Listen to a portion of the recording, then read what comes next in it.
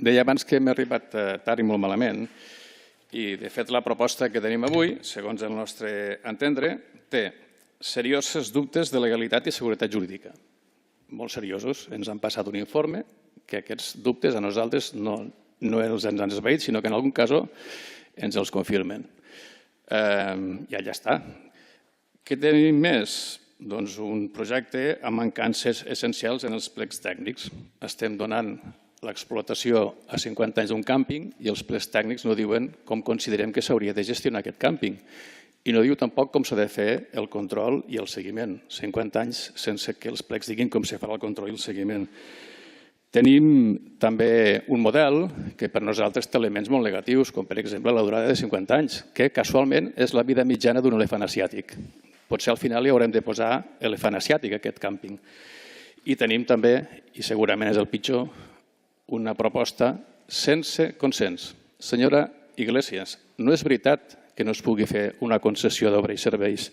Almenys el càmping d'Organyà és una concessió d'obra i serveis. Si el càmping d'Organyà està amb la més estricta il·legalitat, pot ser que hauran de fer una revisió. Però normalment els càmpings se gestionen amb contractes de concessió d'obra i serveis si comporten la realització d'obres. Per tant, és legal una concessió de manial d'ús privatiu? Sí. És legal una gestió directa per l'Ajuntament? Sí. És legal una concessió d'obra i serveis? Sí. El que nosaltres diem és que no tenim clar que el millor model sigui la concessió de manial. Per això, en les nostres propostes hem demanat que es fes un estudi comparatiu de quin és el millor model de gestió, com van fer, per exemple, l'Ajuntament d'Organyà, que va fer un estudi de viabilitat i un estudi comparatiu i van arribar a la conclusió que la millor era una concessió d'obres i serveis. Demanem això.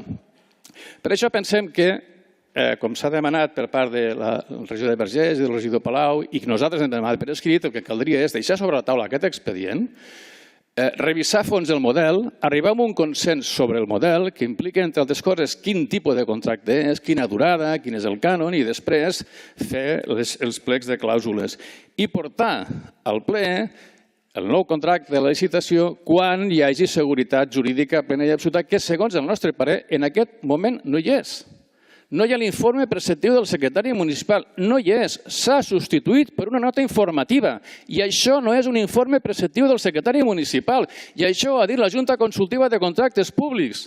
No s'admet una nota informativa amb la contractació, ni tan sols d'un contracte menor. Ara pensem en un contracte de concessió de manial a 50 anys. No hi ha l'informe del... Senyor Palau, tranquil, però se li ha acabat el temps.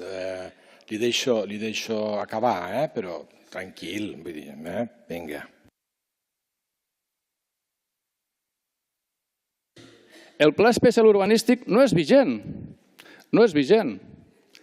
S'està reconeixent en un informe de patrimoni que dels 64.000 metres hi ha 13.000 que no estan inscrits en nom de l'Ajuntament encara. I quan vagin a inscriure la concessió de manial i el registre digui que hi ha uns metres que no estan inscrits en nom de l'Ajuntament, què passarà?